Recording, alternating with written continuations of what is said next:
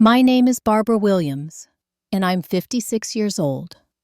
I thought I was doing something kind for my son Marcus when I let him move in with his new bride.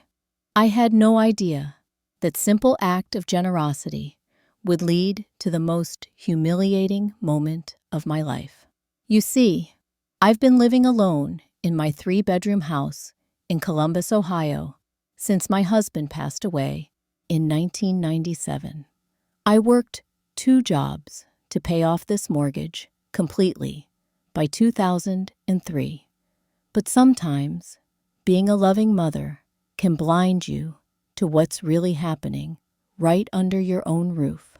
Before I tell you how a single phone call changed everything, I'd love to know where you're watching from. Please hit like if you've ever dealt with difficult family situations, and subscribe for more real-life stories. Now, let me take you back to that terrible Tuesday morning when everything unraveled.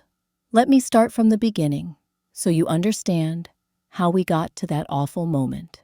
When my husband Robert died suddenly of a heart attack in 1997, I was left with our 21-year-old son Marcus in a house that still had 12 years left on the mortgage. Robert had been the primary breadwinner, working construction, and his life insurance barely covered the funeral costs. I was working part-time as a bookkeeper at a small accounting firm, making just enough to cover groceries and utilities. The mortgage payment was $850 a month, which might not sound like much now, but back then, it was overwhelming for a single mother. I refused to let us lose the house that Robert had been so proud of, so I took on a second job, waiting tables at Denny's, from 6 p.m. to midnight, 5 nights a week. Marcus was old enough to take care of himself, but I still felt guilty leaving him alone so much. Every single month, for 6 years, I scraped together that mortgage payment. I ate peanut butter sandwiches for lunch and wore the same 3 dresses to work, rotating them throughout the week. I clipped coupons, bought generic everything, and never bought anything that wasn't absolutely necessary. By 2003, I had paid off that house completely. I remember the day I made the final payment. I called the bank and asked them to send me the deed with my name as the sole owner. When that document arrived, I cried for 2 hours. It represented every sacrifice, every double shift, every night I fell asleep, exhausted but determined. That house was my sanctuary, my security, and my legacy for Marcus. Marcus grew up understanding the value of hard work. He got his first job at 16, helped with household expenses when he could, and never took our modest lifestyle for granted. After high school, he went to community college for 2 years, then transferred to Ohio State. He lived at home to save money, and we had a comfortable routine. He graduated with a degree in business administration in 2012 and got a decent job at a local logistics company. In 2019, when Marcus was 32, he finally moved out to an apartment across town. I was proud of his independence, but also felt the loneliness creep in. For 5 years, I lived alone in that 3-bedroom house, keeping myself busy with work, gardening, and volunteer activities at my church. I had a peaceful, predictable life, and I was content. Then, in March of 2024, Marcus called me with exciting news. He had gotten engaged to a woman named Stephanie Martinez, whom he had been dating for 6 months. I was thrilled that he had found love, though I was a little surprised by how quickly things had moved. When I asked to meet her, he seemed nervous, but agreed to bring her over for Sunday dinner. The first meeting didn't go quite as I had hoped. Stephanie was 25, worked as a receptionist at a dental office, and was undeniably beautiful, with her long dark hair and striking features. But throughout dinner, she barely spoke to me directly. She answered my questions with short, polite responses, and spent most of the time talking to Marcus about people I didn't know. I tried to ask about her family, her interests, her job, but she seemed guarded and uninterested in forming any real connection. I chalked it up to nervousness and figured she would warm up to me over time. Marcus seemed happy, and that was what mattered most to me. They had a small wedding ceremony in April, with just immediate family. I offered to help with the costs, but Stephanie declined rather curtly, saying they wanted to keep things simple and pay for everything themselves. In late April, just 2 weeks after the wedding, Marcus called me sounding stressed. He and Stephanie were having financial difficulties and had been evicted from their apartment. Apparently, Stephanie had quit her job right after the wedding planning to find something better, but hadn't found anything yet. Marcus's salary alone wasn't enough to cover their rent, especially after the wedding expenses.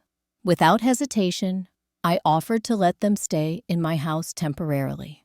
I had 2 spare bedrooms, and I thought it would be nice to have company again. Plus, I genuinely wanted to bond with my new daughter-in-law and help them get back on their feet. When I made the offer, Marcus sounded relieved and grateful.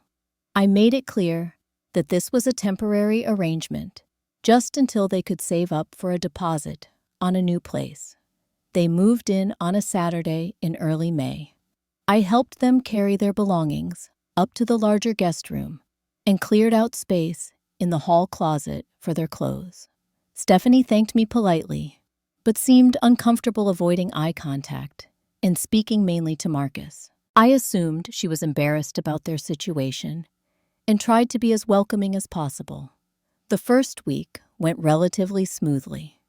We established a routine where I would make breakfast for everyone before work, and we would take turns cooking dinner. Stephanie was a decent cook, though she never asked what I liked to eat or if I had any dietary restrictions.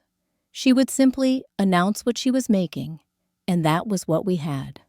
It was during the second week that I noticed the first troubling sign. I came home from work one day to find that Stephanie had rearranged all the furniture in the living room. My favorite armchair, where I always sat to read in the evenings, had been moved to a corner and replaced with a modern accent chair that she and Marcus had brought from their apartment. The coffee table that Robert had made by hand was pushed against the wall, replaced by their glass table. I was taken aback, but tried to address it diplomatically. That evening mentioned that I was surprised to see the changes and asked if she could have discussed it with me first.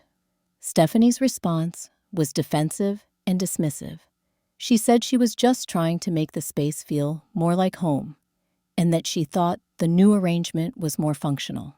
Marcus, rather than supporting me, told me I should give her space to adjust, and that the changes looked nice.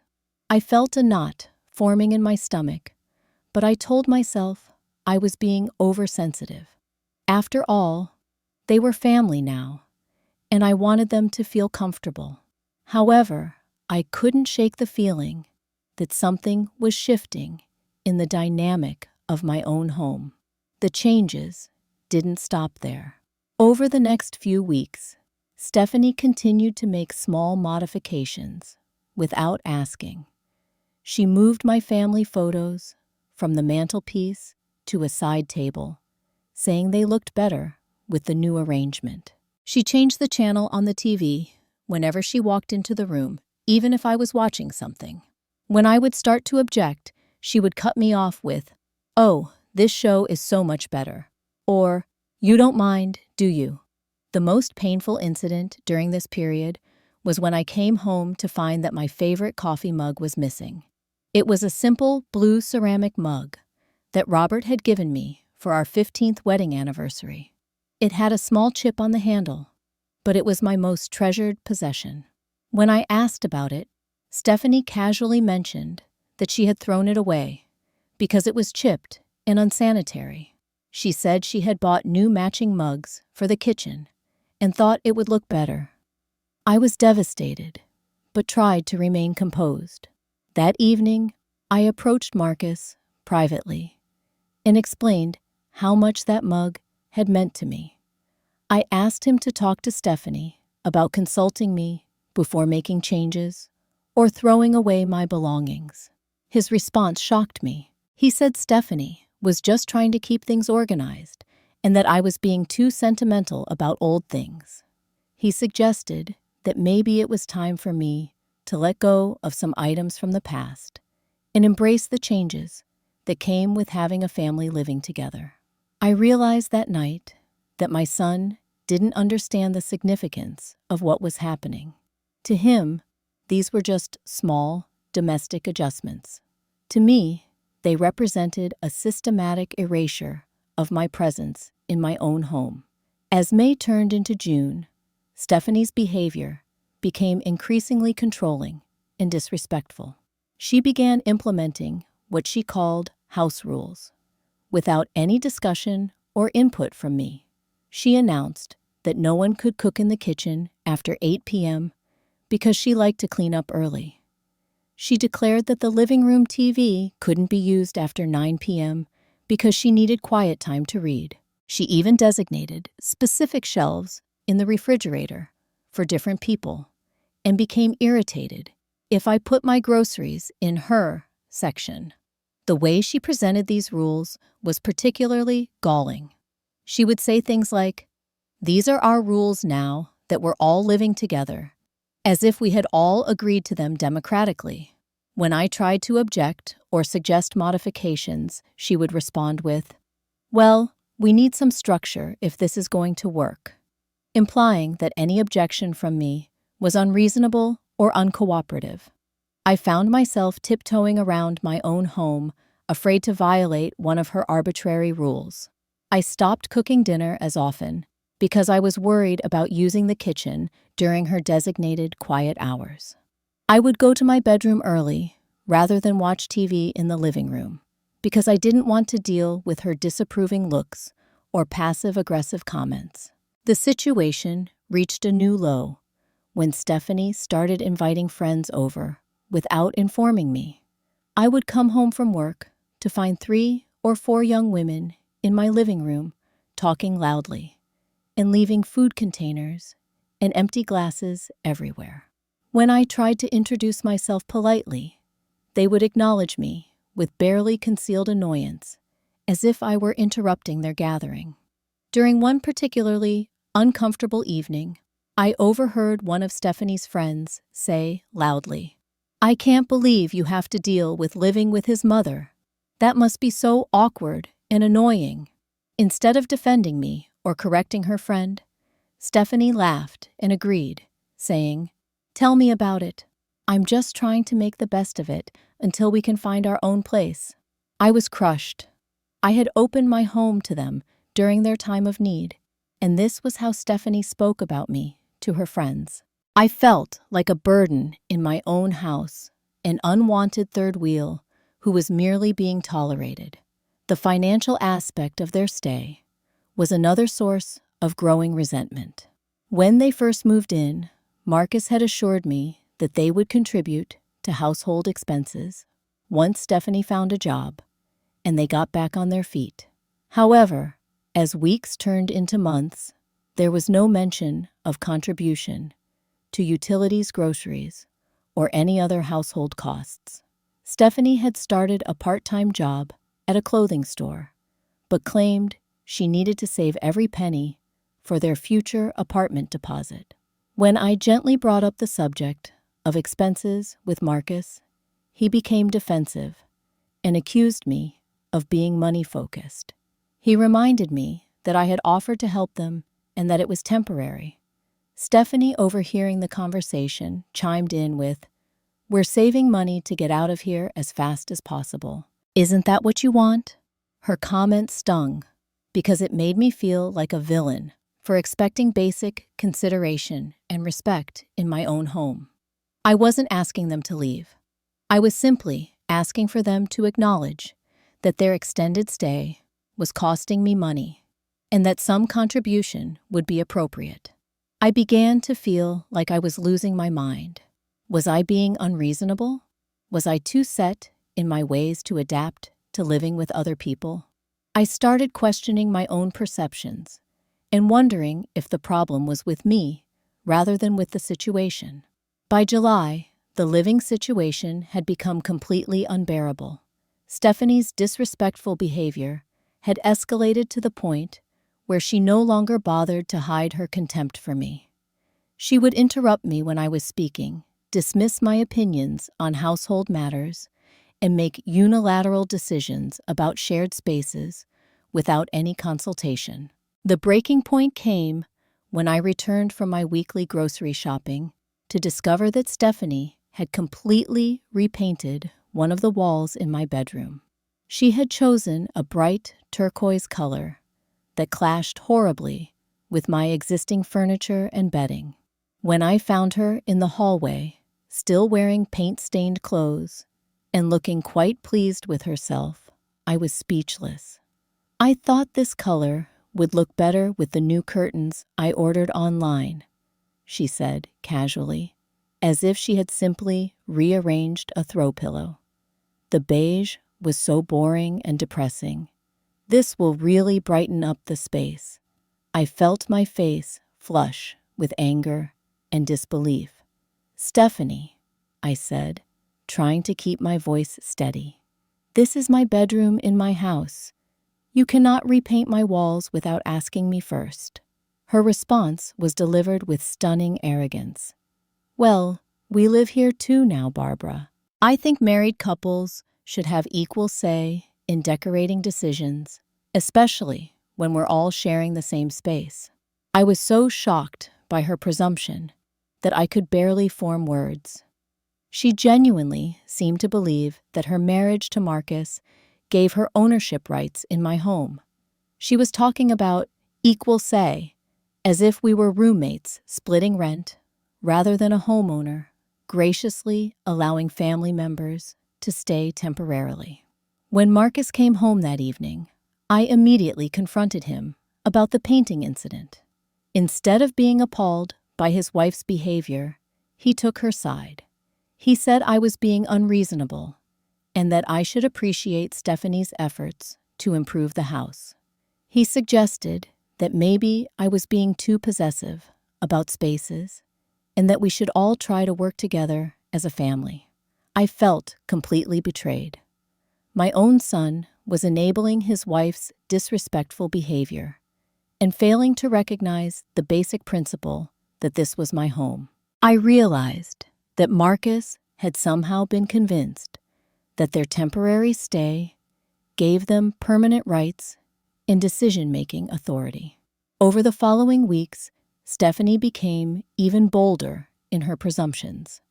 She started referring to the house as our place when talking to friends on the phone. She would say things like, "Come over to our place tonight," or "We're thinking about getting new furniture for our living room." Each time I heard her speak this way, I felt a mixture of anger and disbelief. The most shocking incident occurred when I overheard a phone conversation between Stephanie and what sounded like her mother. She was complaining about various aspects of the house, saying things like, "The kitchen is too small for proper entertaining," and "We really need to update the master bathroom." But what truly floored me was when she said, "Marcus's mom is still living here too, which is awkward, but we're working on getting her to contribute more to the household expenses, since she's basically just a tenant at this point." I stood frozen in the hallway, unable to believe what I was hearing. In her mind, she and Marcus were the homeowners, and I was some kind of dependent relative who should be paying them for the privilege of living in my own house. The audacity was breathtaking, but what hurt even more was the realization that Marcus had not corrected this false impression. He was either unaware of his wife's delusions, or worse, he agreed with them. That night, I lay awake, staring at my newly turquoise wall, wondering how my act of kindness had turned into such a nightmare. I knew something had to change, but I had no idea how dramatically the situation was about to explode. The confrontation that changed everything happened on a Tuesday morning in early August. I had decided over the weekend that I needed to have a serious conversation with Marcus about establishing a concrete timeline for him and Stephanie to move out. I had been patient for months, but the situation was affecting my mental health and my sense of security in my own home. I approached Marcus when he was alone in the kitchen, having his morning coffee before work. I sat down across from him and calmly explained that while I loved having him close, the current arrangement wasn't working long-term. I asked him to give me a realistic time frame for when they would be moving into their own place. Unfortunately, Stephanie emerged from the bathroom and overheard the end of our conversation. Her reaction was immediate and explosive. "Move out!" she shrieked, her voice rising to a pitch I had never heard before. "This is our home now. You're the one who should be thinking about moving out." I turned to face her, trying to remain calm despite my racing heart. "Stephanie," I said firmly, "I think there's been a fundamental misunderstanding here. This is my house. I own it outright." Her response was so venomous and shocking that I actually flinched. "You're a pathetic old woman who's been living off your son," she screamed, her face contorted with rage. "This house belongs to Marcus and me now. We're the married couple. We're the ones building a life here." The verbal assault continued as she began pacing around the kitchen like a caged animal. She accused me of being manipulative, jealous of her relationship with Marcus, and trying to control their lives. She said I was selfish for wanting them to leave when they were finally happy and settled. Every word was designed to hurt and humiliate me. Marcus made weak attempts to calm her down, saying things like, "Stephanie, please let's talk about this rationally." But he never once defended me or corrected her outrageous claims about ownership of the house. His passivity in the face of his wife's attack on his mother was perhaps the most hurtful part of the entire ordeal. The situation escalated when Stephanie began grabbing my personal mail from the counter and throwing it on the floor. She swept my coffee cup off the table, sending it crashing to the ground. "Pack your things and get out," she demanded, pointing toward the front door. "Get out of my house right now." Throughout her tantrum, I remained surprisingly calm. Perhaps it was shock, or perhaps it was the clarity that comes when someone finally shows you exactly who they are. "I'm not going anywhere, Stephanie," I said quietly. "This is my house." That's when she made the threat that would ultimately be her undoing. "Fine," she snarled, pulling her phone out of her pocket. "If you won't leave voluntarily, I'm calling the police. I'll have you arrested for trespassing in my own home." I looked at her for a long moment, and then I did something that seemed to surprise everyone in the room, including myself. I smiled. It wasn't a malicious smile or a smug smile. It was the calm, confident smile of someone who knows exactly where they stand. "Go ahead and call them," I said softly. Stephanie's eyes flashed with triumphant fury as she dialed 911. "I need police at 147 Maple Street," she said into the phone, her voice dripping with righteous indignation. "There's an old woman in my house who is refusing to leave and threatening my family." As we waited for the police to arrive, the atmosphere in the kitchen was electric with tension. Stephanie paced back and forth, occasionally muttering things like, "This is insane," and "I can't believe she's making us do this." Marcus sat at the table, looking increasingly worried and confused, as if he was finally beginning to realize that something was very wrong with his wife's understanding of the situation. I remained seated, my hands folded in my lap, thinking about all the years I had worked to pay for this house. I thought about Robert and how proud he had been the day we first got the keys. I thought about every mortgage payment I had made, every sacrifice I had endured, every night I had fallen asleep, grateful to have a roof over our heads that no one could take away. The 20 minutes we waited for the police felt like hours, but I wasn't nervous. I was ready for the truth to finally come out. When the doorbell rang, Stephanie practically ran to answer it. 2 officers stood on my front porch. Officer Johnson, a middle-aged black man with kind eyes, and Officer Martinez, a younger Hispanic woman who looked like she had dealt with domestic disputes before. Stephanie immediately launched into her complaint before they had even stepped fully into the house. "Officers, thank goodness you're here," she said breathlessly. "This woman is trespassing in my house and absolutely refuses to leave. I've asked her nicely multiple times, but she's being completely unreasonable and hostile." Officer Johnson looked around the living room, taking in the situation calmly. "Ma'am, we're going to need to see some identification from everyone involved and get a clear understanding of what's happening here." Stephanie eagerly produced her driver's license, which showed our address as her current residence. She presented it with the confidence of someone who believed this document proved her ownership claim. "See," she said triumphantly, "this is my legal address. I live here with my husband Marcus."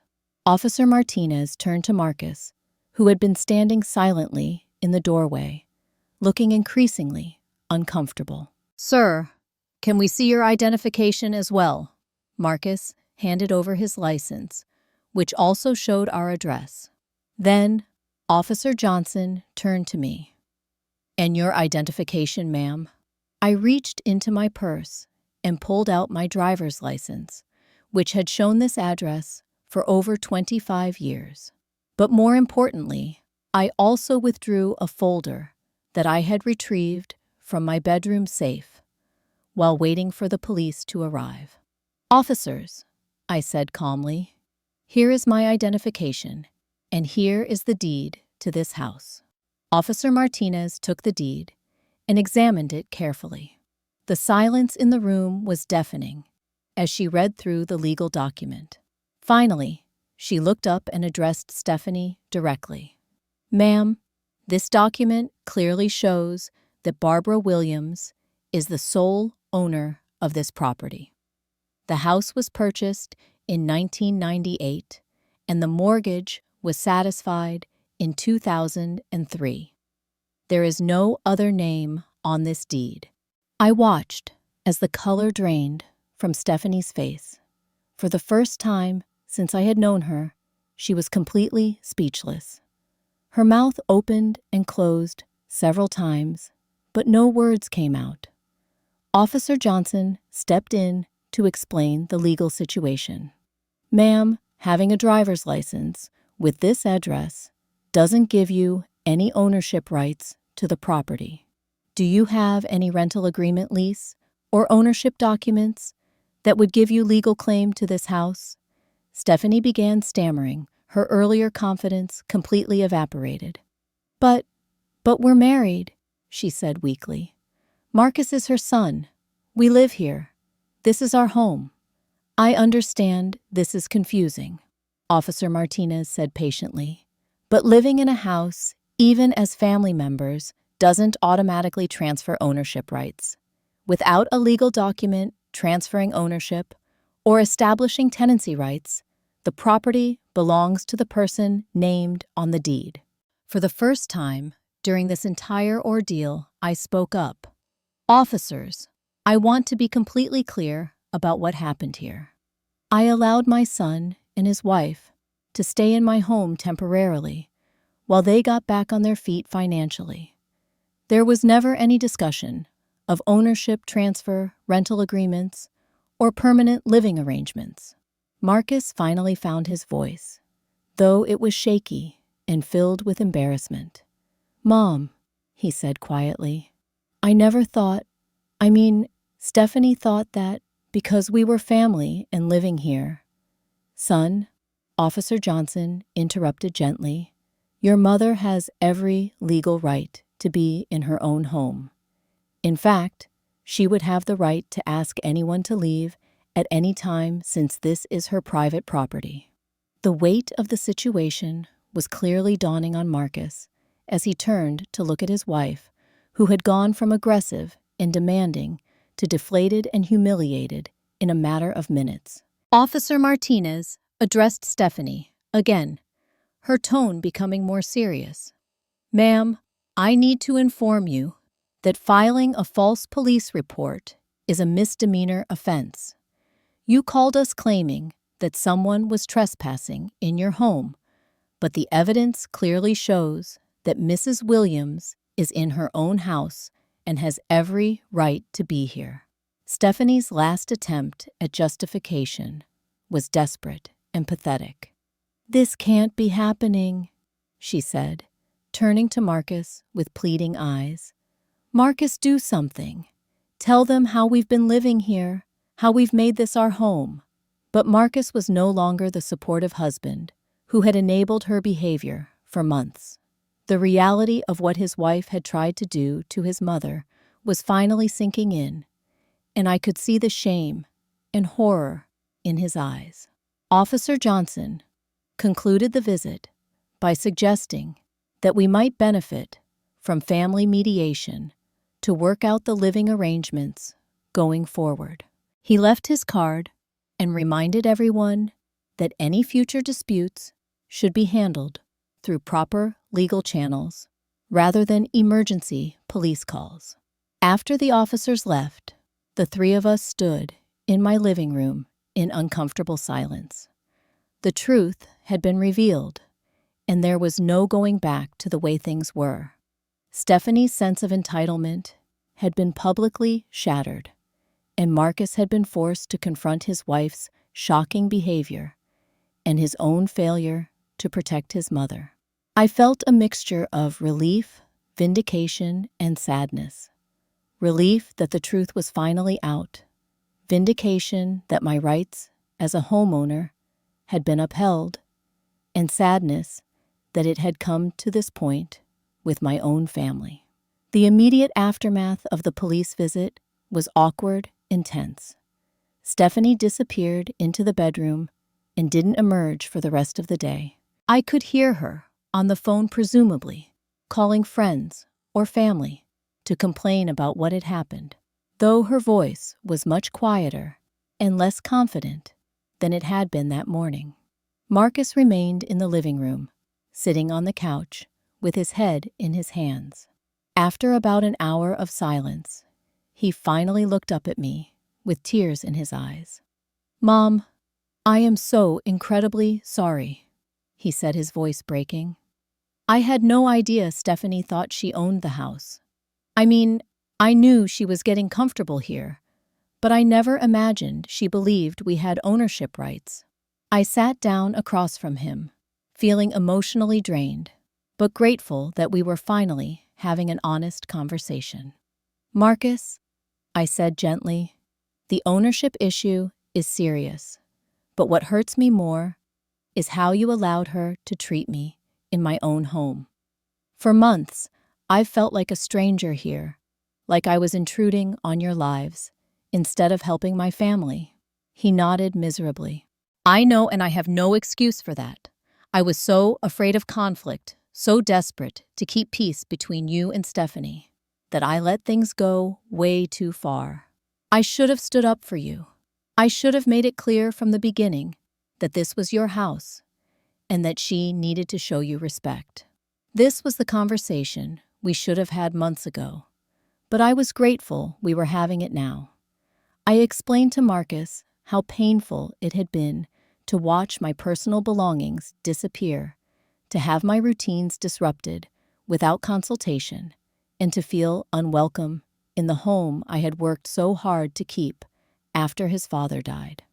"I worked 2 jobs for 6 years to pay off this house after your dad passed away," I told him. Every single mortgage payment was made with money that he earned through double shifts and sacrifice. When Stephanie threw away my coffee mug, the one your father gave me, it felt like she was erasing our history, our family memories. Marcus was crying openly now. I remember that mug, he said. I remember Dad giving it to you and how happy you were.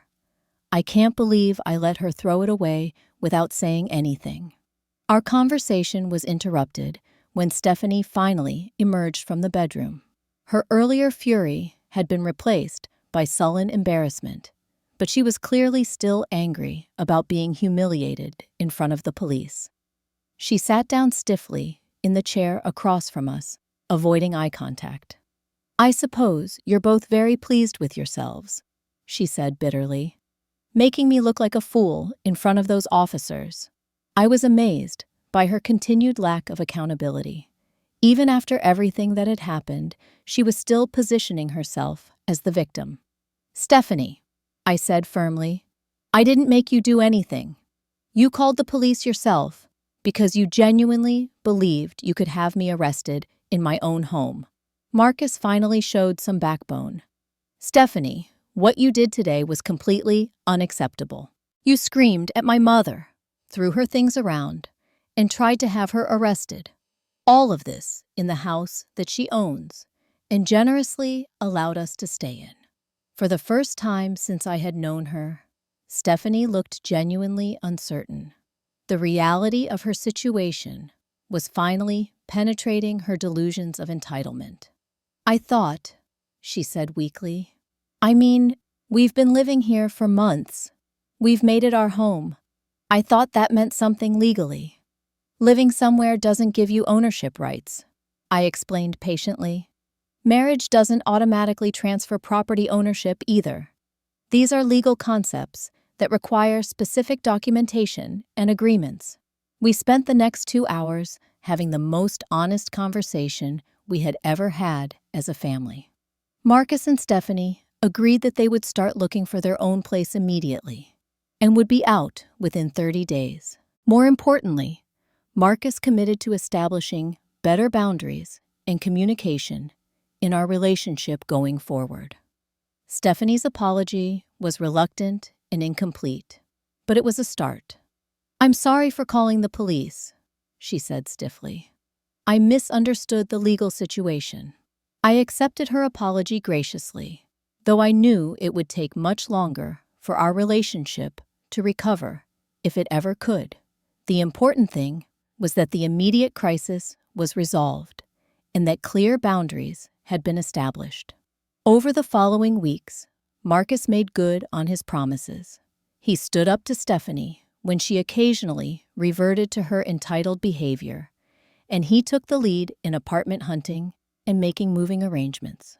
For the first time in months, I felt like I had my son back, and I began to feel comfortable in my own home again. 6 months later, Marcus and Stephanie were settled in their own apartment across town. Our relationship was slowly improving, though it would never be the same as it was before.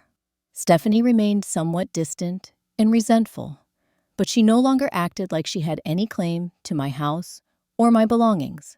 As for me, I used the experience as an opportunity for personal growth. I joined a widow's support group at my church and made new friends who helped me realize that I had been isolating myself too much since Robert's death. I redecorated the house to my own taste, replacing the changes that Stephanie had made with choices that reflected my personality and preferences. Most importantly, I learned that kindness without boundaries becomes enabling. I had been so eager to help my son and welcome his wife into my family that I had failed to establish clear expectations and limits. Sometimes, as painful as it is, you have to stand firm to earn respect, even from family members. That police report taught Stephanie a lesson that I couldn't teach with words alone. Sometimes the truth needs official confirmation before people will accept it. I'm grateful that the situation was resolved before it caused permanent damage to my relationship with Marcus, and I'm proud that I found the strength to stand up for myself when it mattered most. The experience taught me that documentation matters, boundaries matter, and self-respect matters. No act of kindness should require you to sacrifice your dignity or security in your own home. Have you ever found yourself in a situation where family members took advantage of your generosity? How did you handle setting boundaries with people you love? I'd love to hear your stories in the comments below. If this story resonated with you, please give it a like and share it with anyone who might benefit from hearing about the importance of standing up for yourself. Don't forget to subscribe for more real-life stories about family dynamics and life lessons. Remember, being kind doesn't mean being a doormat, and sometimes the people closest to us need the firmest boundaries. Thank you for listening to my story, and I hope it helps someone else find the courage to stand up for themselves when family relationships become unhealthy. Take care of yourselves, and remember that your home should always be your sanctuary.